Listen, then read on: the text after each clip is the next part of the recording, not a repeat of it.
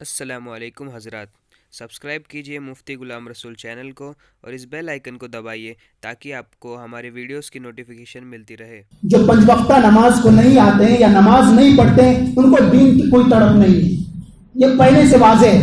جو لوگ دیندار ہیں، جو پنج وقتہ نماز میں آتے ہیں، وہ لوگ بھی مبارکبادی پیش کرتے ہیں۔ دیکھیے، مبارکبادی اس وقت پیش کی جاتی ہے جب کوئی خوشی کا موقع ہو۔ ہم تو ہر سال اللہ نے لکھ دیا ہے کہ قیامت کب قائم ہوگی، تو ہر سال قیامت کے قریب ہوتا جا رہا ہے، ہر دن قیامت کے قریب، ہماری زندگی قیامت کے قریب اور ہماری زندگی خود موت کے قریب ہوتی جا رہی ہے۔ اگر ہم 14 سال کے بعد 15 سال کے ہو گئے تو اس میں خوشی کی کیا بات ہے؟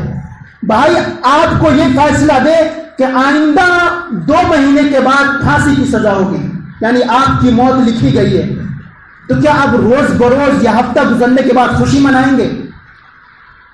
ہیپی نیو ڈے کے نام پہ مبارکبادی دیں گے یا ہیپی نیو ایئر کے نام پہ مبارکبادی دیں گے کہ 1 سال گزر گیا، اب 1 سال موت کو باقی ہے پھانسی دینے کو؟ ہم روز بروز موت کے قریب جا رہے ہیں، سال بسال موت کے قریب جا رہے ہیں اور ہیپی نیو ایئر اور برتھ ڈے منا رہے ہیں۔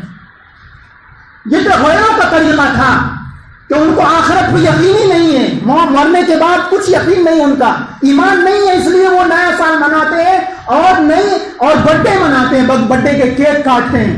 ہم مسلمان ہیں، روز بروز موت کے قریب جا رہے ہیں کہ فرشتہ روز آ کر، ایک روایت میں ہے کہ فرشتہ روزانہ 7 مرتبہ، ایک روایت میں ہے کہ فرشتہ روزانہ 9 مرتبہ آپ کے دروازے پر آ کر جاتا ہے اور یہ خبر دے کر جاتا ہے کہ آگاہ رہنا میں آنے والا ہوں، آگاہ رہنا میں تمہاری روح قبض کرنے آنے والا ہوں۔ اس گھروں میں برتھ ڈے کے کیک کاٹے جا رہے ہیں۔ یہ ہمارا المیہ ہے۔